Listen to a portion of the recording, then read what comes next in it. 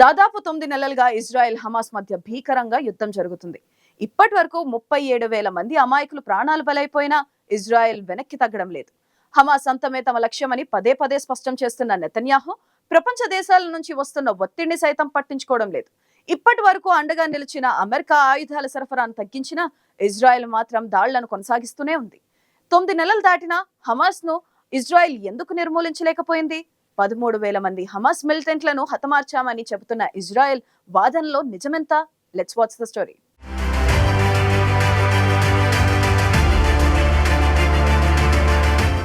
గతేడాది అక్టోబర్లో ఇజ్రాయెల్లోని మ్యూజిక్ కన్సర్ట్ పై హమాస్ ఉగ్రవాదులు దాడి చేయడంతో ఇరు వర్గాల మధ్య యుద్ధం ప్రారంభమైంది.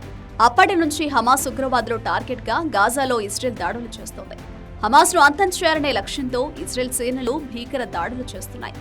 గాజాలో హమాస్ యుద్ధం ప్రారంభించినప్పటి నుంచి ఇప్పటి వరకు సుమారు 37,000 మందికి పైగా పాలస్తీనియన్లు ప్రాణాలు కోల్పోయారు. ఇప్పుడు యుద్ధంలో తమ లక్ష్యం దిశగా గణనీయ పురోగతి సాధించినట్లు, ఇక పూర్తిస్థాయి విజయంపై దృష్టి పెడుతున్నట్టు ఇజ్రాయెల్ తెలిపింది.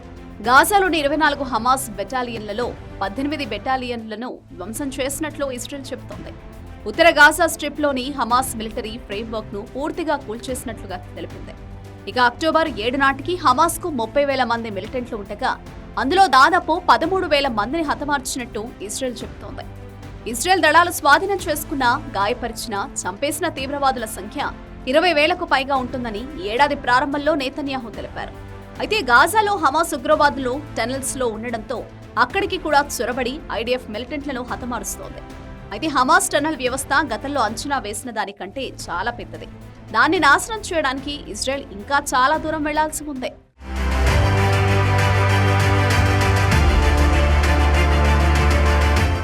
ఇజ్రాయెల్ దాడులతో గాజాలో వేలాది మంది ప్రాణాలు కోల్పోతున్నారు. అంతర్జాతీయ చట్టాలను ఉల్లంఘిస్తున్నారని ఆరోపణలు ఉన్నప్పటికీ మారణ హోమానికి సంబంధించిన ఆరోపణలను అంతర్జాతీయ న్యాయస్థానం పరిగణలోకి తీసుకుంటున్నప్పటికీ మిగిలిన హమాస్ మిలిటెంట్లను హతమార్చడానికి నెతన్యాహు యుద్ధాన్ని కొనసాగిస్తామని చెబుతున్నారు. పశ్చిమ దేశాలు హమాస్ ను ఒక తీవ్రవాద సంస్థగా గుర్తించాయి. ఇజ్రాయెల్ వినాశనానికి హమాస్ నాయకులు పిలుపునిస్తారంటూ పశ్చిమ దేశాలు భావిస్తాయి. 2006లో ఎన్నికల్లో గెలిచిన తర్వాత 2007 నుంచి గాజా స్ట్రిప్ ను హమాస్ పాలిస్తోంది. ఇప్పుడు గాజా స్ట్రిప్ ను ఇజ్రాయెల్ దిగ్బంధనం చేసింది. గత 20 ఏళ్లలో గాజా నుంచి పాలస్తీనా మిలిటెంట్లు ఇజ్రాయెల్ పై వేల రాకెట్లను ప్రయోగించాయి. ఆక్రమిత వెస్ట్ బ్యాంక్, తూర్పు జెరూసలేంలో ఇజ్రాయెల్ దళాల హింస, ఘర్షణలకు ప్రతిస్పందనగా కొన్నిసార్లు ఈ దాడులు చేసింది. 2023లో వెస్ట్ బ్యాంక్ లో ఇజ్రాయెల్ బలగాలు సెటిలర్ల చేతుల్లో 81 మంది చిన్నారులు సహా 507 మందికి పైగా పాలస్తీనియన్లు చనిపోయారు. ఆ తర్వాత వెస్ట్ బ్యాంక్ నుంచి పాలస్తీనియన్లు చేసిన దాడుల్లో 36 మంది ఇజ్రాయేలీలు చనిపోయారు.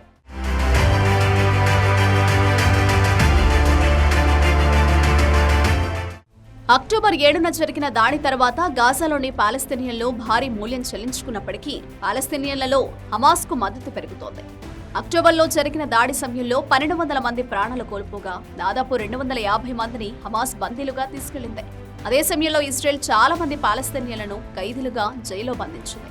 అయితే హమాస్ ఇజ్రాయెల్ మధ్య సంధి సమయంలో ఇజ్రాయెల్ జైళ్ల నుంచి పాలస్తీనా మహిళలు, పిల్లలు విడుదలయ్యారు.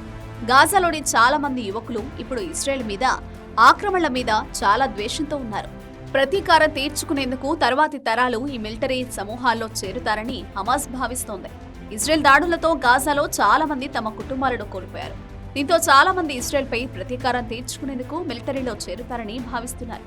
మరోవైపు యుద్ధాంతర ప్రణాళికను ప్రధాని నెతన్యాహు వివరించారు.